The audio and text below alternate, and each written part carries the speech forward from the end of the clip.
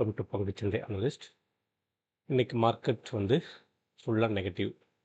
So selling pressure ஒன்று தான், வேறு எதுவுமே கிடையாது. அப்புறம் மார்னிங்லேருந்து செல்லிங் தான், ரிவர்சலே ஆகலை market.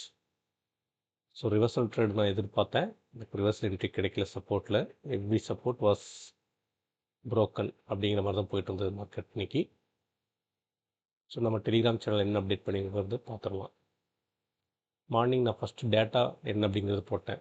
Option data negative, futures and volume data also negative. So market negative அப்படிங்கிறது, டேட்டா நெகட்டிவ் அப்படிங்கிறது போட்டாச்சு. அப்புறம் 9:55க்கு நம்மளுடைய support zone, first support zone, demand zone 2650 26 reach ஆச்சு. பட் டேட்டா கம்ப்ளீட்டாக நெகட்டிவாக இருந்தனால ஓப்பனிங்லேருந்து ஃப்ளக்சுவேஷன் இன்னைக்கு ஆகலை, டேட்டா ஸ்டெடியாக இருந்துச்சு. அதனால் சிஎன்ட்ரி வந்து வெயிட் பண்ணலாம் அப்படிங்கிற மாதிரி தான் நான் போட்டிருந்தேன். So market respecting the data very well today. So wait for opportunity in CE அப்படிங்கிற மாதிரி போட்டிருந்தேன்.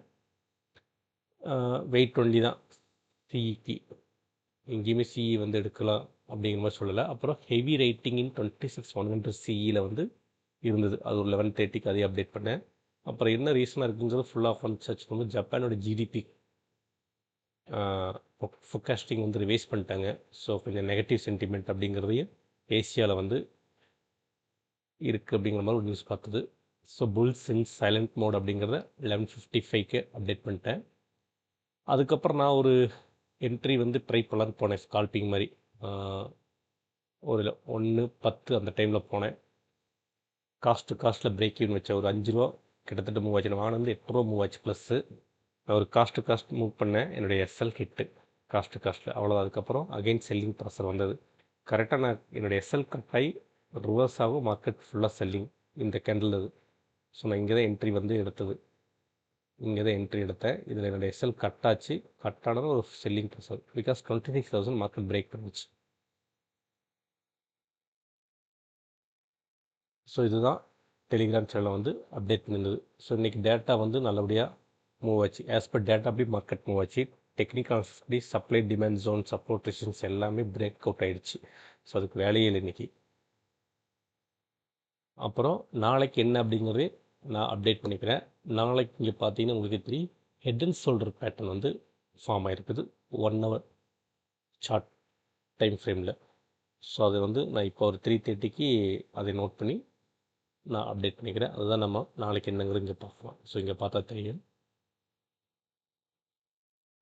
ஸோ இங்கேருந்து நான் இதை வந்து நெக்லைனாக ஸ்டார்ட் பண்ணுறேன். ஷோல்டர் அண்ட் நெக்லைன், ஹெட்டு, இந்த ஏரியா ஃபுல்லாக ஹெட் அப்படிங்கிறத நோட் பண்ணிட்டான். Then again shoulder, again neckline, again shoulder. Now again market நெக்லைனுக்கு வந்துடுச்சு. ஸோ இந்த நெக்லைன் அப்படிங்கிறது ஜோன் அப்படிங்கிறதையும் நோட் பண்ணேன். எவ்வளோ பாயிண்ட்டுன்னு பார்த்தோம்னா 25,840 25,900. ஸோ 25,840 25,900 அப்படிங்கிறது நாளைக்கு ஒரு முக்கியமான கீ லெவலாக இருக்குங்கிறதையும் நான் வந்து போட்டேன். டுமாரோ 25,840 25,900 இஸ் கீ ஜோன் அப்படிங்கிற மாதிரி அப்டேட் பண்ணிக்கிறேன். அப்புறம் இன்னொரு விஷயம் என்னென்னா, இன்றைக்கி 26,000 ஸ்ட்ரைக்ஸ் பார்த்தோம்னா PE rating -85 lakhs, C rating +2 crore. அப்படின்னா பிஇ ரேட்டர்ஸ் எல்லாம் வெளியே போயிட்டாங்க, பொசிஷன் க்ளோஸ் பண்ணிட்டாங்க 26,000. ஸோ அதுதான் இங்கே அவங்களுக்கு இதுதான் எடுத்து வச்சிருந்தேன் நான்.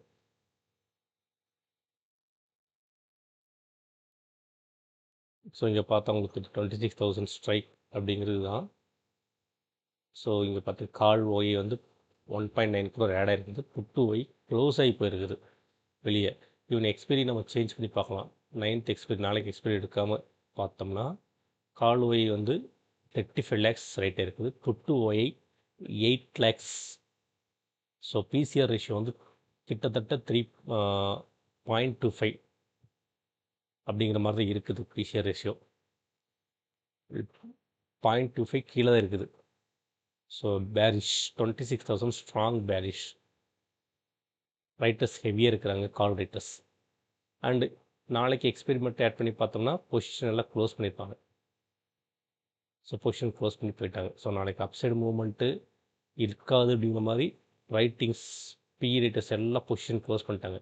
ஸோ இந்த பொசிஷன் க்ளோஸ் ப்ளஸ் கால் ரைட்டிங் ரெண்டுமே இன்றைக்கி நடந்ததுனால மார்க்கெட் வந்து ரிவர்சலே இல்லை, ஃபுல்லாக ஒன் சைடாகவே போயிடுச்சு.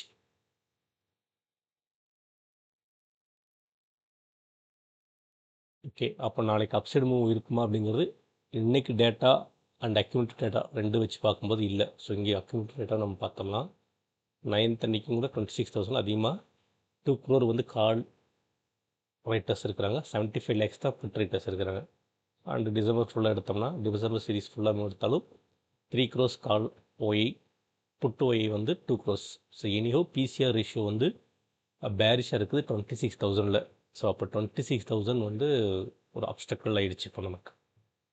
ஸோ 26,000 நாளைக்கு பிரேக் அவுட் பண்ணுமாங்கிறது டவுட்ஃபுல் தான். ஸோ அதான் நான் இங்கே நோட் பண்ணியிருக்கிறேன். அதுக்கு மேலே நம்மளுடைய சப்ளை ஜோன் 26,030, 26,075 ஒன்று இருக்குது. ஸோ நாளைக்கு அப்சைடு மூவ்மெண்ட்டு வந்து ஆஸ் ஆஃப் டுடே பார்க்கும்போது ரொம்ப டஃப்பாக இருக்குது. ஓகே, டவுன் சைட் மூவ் அப்படிங்கிறது பார்த்தோம்னா நெக்லைன் பிரேக் பண்ணணும் 25,840. ஸோ அதை நம்ம நோட் பண்ணிக்கலாம். 25,840, 25,900. ஸோ இது நெக்லைன், இந்த நெக்லைன் ஜோன். ஸோ 25,840, 25,900 அப்படிங்கிற நெக்லைன் ஜோன் இருக்கிறதுனால அது ஒரு கீ ஜோன் ஆகும். மேலே 26,000 ஆப்வியஸ்லி ஒரு பெரிய ரெசிஸ்டன்ஸ் ஜோனாகவும் இருக்க போகுது.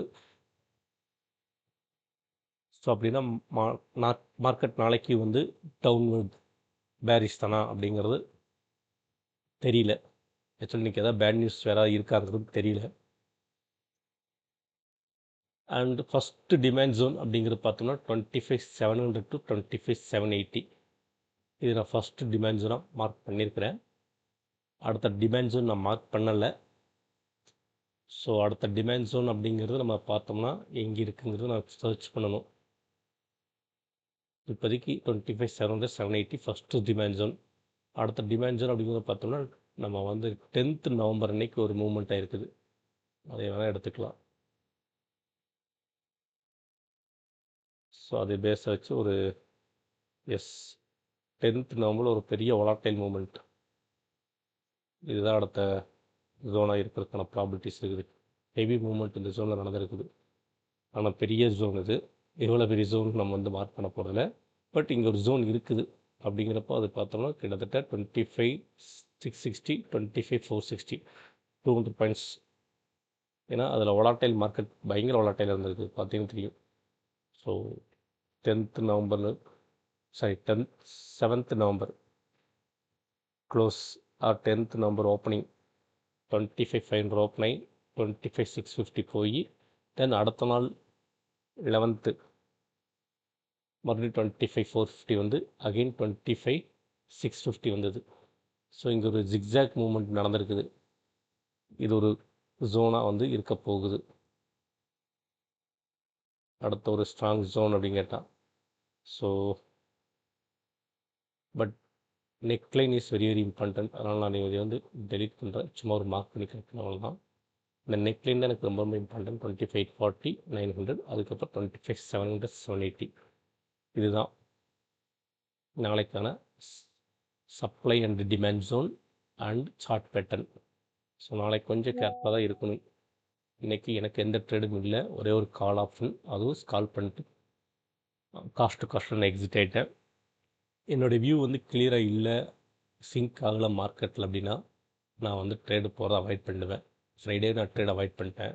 ஆர்பிஐ அனௌன்ஸ்மெண்ட் வரப்போ மேலே எங்கேயே ஆடிட்டு இருந்து வேணாம் அப்படின்ட்டு அவாய்ட் பண்ணிட்டேன். ஸோ இன்றைக்கி ஒரு ஒன் சைடாகவே இருந்தது, காலுக்கு வெயிட் பண்ணிட்டு இருந்தேன். அண்டு மார்க்கெட் ரிவர்சல் ஆகவே இல்லை. 2 டிமாண்ட் ஜோனையும் மார்க்கெட் கட் அவுட் பண்ணிடுச்சு, இன்றைக்கி பிரேக் அவுட் பண்ணிடுச்சு. ஸோ அதனால் வந்து அவாய்ட் பண்ணது நல்லதாக போச்சு. கால் ஆப்ஷன் ஒரே ஒரு என்ட்ரி, அது காலுக்கு மாதிரி ட்ரை பண்ணிட்டு காஸ்ட்டு வந்துட்டேன். ஸோ கால் என்ட்ரி தான் இன்றைக்கி டிமாண்ட் ஜோனில் இருந்தது பிளான். பட் நம்மளோட அனாலிசிஸ் படி டேட்டா ஹெவியாக இருந்ததுனால, எஸ்பெஷலி டேட்டா ரொம்ப ஹெவியாக இருந்துச்சு, கால் ரைட்டர்ஸ் வந்து ரொம்ப அநியமாக பண்ணிட்டு இருந்தாங்க. அதுதான் நமக்கு இங்கே பார்த்தாலே தெரியும். ஸோ இதில் பார்த்தாலே உங்களுக்கு தெரியும் நல்லாவே சேஞ்ச் இன் ஒய். புட் ரைட்டர்ஸே இல்லை, மேலே ஃபுல்லாக புட் ரைட்டர்ஸில் வெளியே போகிறாங்க. அப்படிங்கிறப்ப நம்ம மார்க்கெட் பவுன்ஸ் பேக் ஆகுங்கிறது சொல்லவே முடியாது. அதனால் காலை கம்ப்ளீட் நான் அவாய்ட் பண்ணிட்டேன். ஸோ இங்கே வந்து தான் கால் ஒரு என்ட்ரி ட்ரை பண்ணேன், ஒரு 11:10 அந்த 1:10 அந்த டைமில். அண்ட் அதுவும் காஸ்ட் டு காஸ்ட் கட்டும் பண்ணவும் விட்டுட்டேன். அண்ட் ஆஸ் பர் என்னுடைய ட்ரேட் ரூல் படி நான் வந்து சேஸ் பண்ண மாட்டேன். மார்க்கெட் இறங்கி வர புட்டு வாங்குறது, ஏறி போக போக கால் வாங்கிட்டே போகிறது வந்து என்னுடைய ட்ரேடு ரூல் படி நான் பண்ணுறதுன்னு முடிவு பண்ணிக்கிறேன். ஏன்னா அதெல்லாம் பண்ணி எனக்கு சலிச்சு போச்சு. அதனால் அது பண்ணுறதில்ல. அது ஏதோ மாதத்தில் ஒரு 3-4 நாள் ப்ராஃபிட்டபுளாக இருக்கும், மற்ற நாள்லாம் மாட்டி விட்டுரும். ஸோ அது வேணாம். ஸோ இந்த மாதிரி ஒன் சைடாக இருக்கிற மார்க்கெட் அன்னைக்கு மேக்ஸிமம் ட்ரேடே வராது. அது அப் சைடு மூவாக இருந்தாலும் சரி, டவுன் சைடு மூவாக இருந்தாலும் ரிவர்சல் ட்ரேடு கிடைக்காது. அதனால் எனக்கு ட்ரேடு கிடைக்காது. பை சான்ஸ் என்னோடய ரீடிங் கரெக்டாக வந்து என்னுடைய அந்த செல்லிங் ஜோன்லேயே ஓப்பனிங்லேயே இருந்துச்சுன்னா, அந்த ஓப்பனிங் என்ட்ரியில் நான் வந்து என்ட்ரு ஆனால் மட்டும்தான் எனக்கு அது ஒரு ப்ராஃபிட் இருக்கும், புட் ஒரு காலம். அதர்வைஸ் நான் எங்கேயும் இன்பிட்வீன் சேஸ் பண்ண மாட்டேன். அந்த ஜோனில் தான் ட்ரேட் எடுக்க ட்ரை பண்ணுவேன், ரீட் பண்ணுவேன். எடுக்கலாங்கிற ஒரு கான்ஃபிடென்ட் தான் எடுத்துடுவேன். வேண்டான்னா ஹோல்டு பண்ணிவிடுவேன், ட்ரேடு என்ட்ரி வேணான்ட்டு. ஏன்னா லாஸ் பண்ணி அந்த லாஸை நான் வந்து ஸ்ட்ரெஸ் ஆகி அதை ரெக்கவர் பண்ணுற பிளான் இருக்குல்ல, நான் ட்ரேடு எடுக்க மட்டும் எனக்கான ட்ரேடு நல்ல அண்டர்ஸ்டாண்டிங்காக இருக்கிற ஒரு ட்ரேட், கான்ஃபிடென்ட்டாக இருக்கிற ட்ரேட் எடுக்கும்போது அது ஸ்கால்பிங்கோ இல்லை மொமெண்டமாக ஏதோ ஒன்று எனக்கு ப்ராஃபிட்டில் வந்து நிற்கும். ஸோ அதான் என்னுடைய அந்த மாதிரி ஸ்டைல் தான் நான் பண்ணுறது. பட் ஆரம்ப காலத்தில் எல்லாமே பண்ணியிருக்கிறேன், எல்லா ஸ்டைலும் பண்ணியாச்சு. சேஸ் பண்ணுறது, மேனியாக் ட்ரேட் பண்ணுறது, ஃப்ரஸ்ட்ரேஷன் ட்ரேட் பண்ணுறது, ரிவெஞ்ச் ட்ரேட் பண்ணுறது, ஃபியரு, கிரீடு எல்லாம் பண்ணியாச்சு.